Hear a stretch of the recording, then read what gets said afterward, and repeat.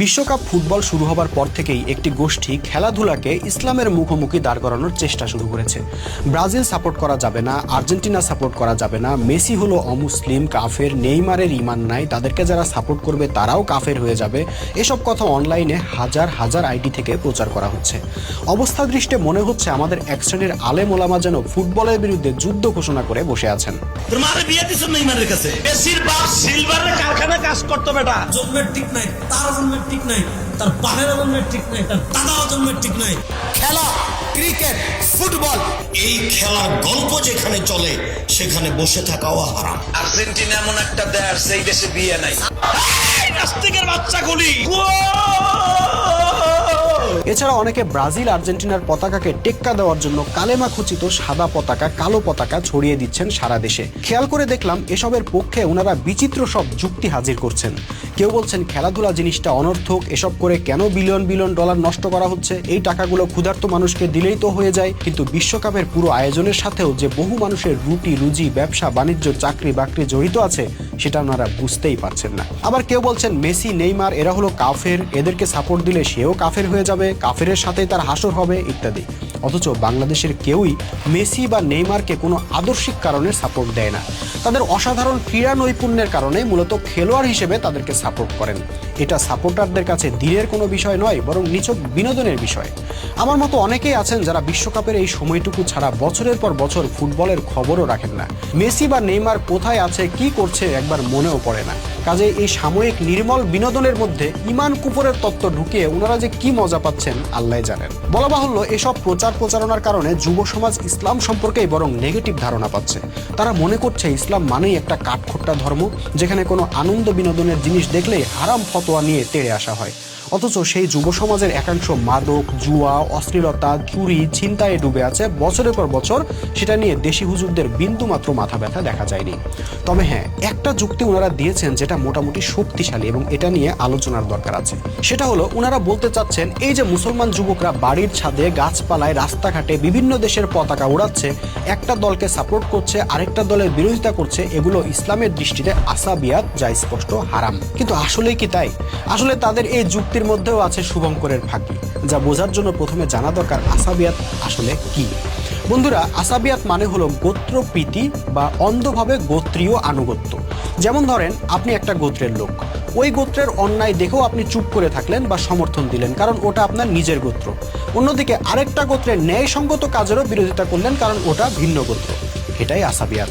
জাহিলি যুগের আরবরা ন্যায় অন্যায় বাস বিচার না করে নিজ নিজ গোত্রের অন্ধ আনুগত্য করত, গোত্রের জন্যই লড়াই করত, গোত্রের জন্যই জীবন দিত। কিন্তু ইসলাম এসে বলল না, এখন থেকে আর গোত্রপ্রীতি বা গোত্রীয় অন্ধ আনুগত্য চলবে না। এখন থেকে আনুগত্য হবে ন্যায় ও সত্যের। ন্যায় যদি নিজের গোত্রের বিরুদ্ধে যায় তাহলে নিজ গোত্রের বিরুদ্ধেও দাঁড়াতে হবে। কিন্তু তারপরও কিছু মানুষ ছিল যারা নিজেদের গোত্রের টান ছাড়তে পারত না। তারা ন্যায়ের জন্য নয়, বরং নিজের গোত্রের স্বার্থে যুদ্ধ করত। তাদের ব্যাপারে রাসূল সাল্লাল্লাহু আলাইহি ওয়াসাল্লাম বলেছিলেন, যে ব্যক্তি গোত্রের দিকে ডাকে, গোত্রের জন্য যুদ্ধ করে ও গোত্রের জন্য জীবন দেয়, সে আমাদের দলভুক্ত নয়। মজার বিষয় হলো, এই আসাবিয়াতের কথাই আমাদের এক শ্রেণীর আলেম স্মরণ করিয়ে দিচ্ছেন। তাদের মতে বাংলাদেশের মানুষ যেহেতু ব্রাজিল, আর্জেন্টিনা ইত্যাদি দল সাপোর্ট করছে এবং নিজের দলের পক্ষে কথা বলছে, বিপক্ষ দলের সমালোচনা করছে, কাজে এটাই রাসূল সাল্লাল্লাহু আলাইহি ওয়াসাল্লাম বর্ণিত আসাবিয়াত। ঠিক আছে, কিছু সময়ের জন্য না হয় মানলাম সেই কথা। তো ভাই, আপনারা কি শুধু এই ফুটবল বিশ্বকাপে দল সাপোর্ট করার মধ্যেই আসাবিয়াত দেখতে পেলেন? এর বাইরে পুরো বিশ্ব ব্যবস্থাটাই যে আসাবিয়াতের উপর দাঁড়িয়ে আছে, কই সেটা নিয়ে তো কখনোই কিছু বললেন না। এই যে পৃথিবীতে প্রায় 200টা জাতিরাষ্ট্র তৈরি হয়েছে, এক রাষ্ট্র আরেক রাষ্ট্রের বিরুদ্ধে শত্রুতা করছে, এটাই তো আসাবিয়াত। আমাদের মুসলমানরাও তো প্রায় 57টা দেশে ভাগ হয়ে যার যার দেশের জন্য লড়াই করছে, যার যার দেশের জন্য জীবন দিচ্ছে, যার যার দেশকে সেরা মনে করছে, এটাও তো আসাবিয়াত। শুধু ওই ব্রাজিল আর্জেন্টিনা দল সাপোর্ট করলে আসাবিয়াত হয়ে যায়?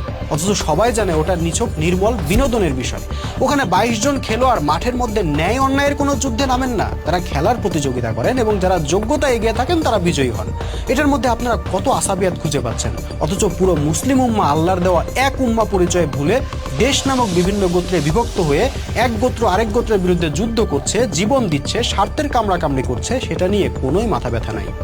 আসলে আসাবিয়াত মূল বিষয় বিষয় নয়। মূল বিষয় হলো আপনারা এই মুসলিম যুব সমাজের আনন্দ উল্লাসকে সহ্য করতে পারছেন না। ওরা আপনাদের ওয়াজ মাহফিলে যাচ্ছে না, আপনাদের সভা সমাবেশে গিয়ে দল ভারী করছে না, আপনারা এত বড় বড় শায়েক হয়েছেন কিন্তু আপনাদেরকে হিরো মনে করছে না, বরং মেসি আর নেইমারে মজে আছে। এই দৃশ্যটাই আপনারা সহ্য করতে পারছেন না, তাই তাদের বিরুদ্ধে ফতোয়াবাজি শুরু করেছেন।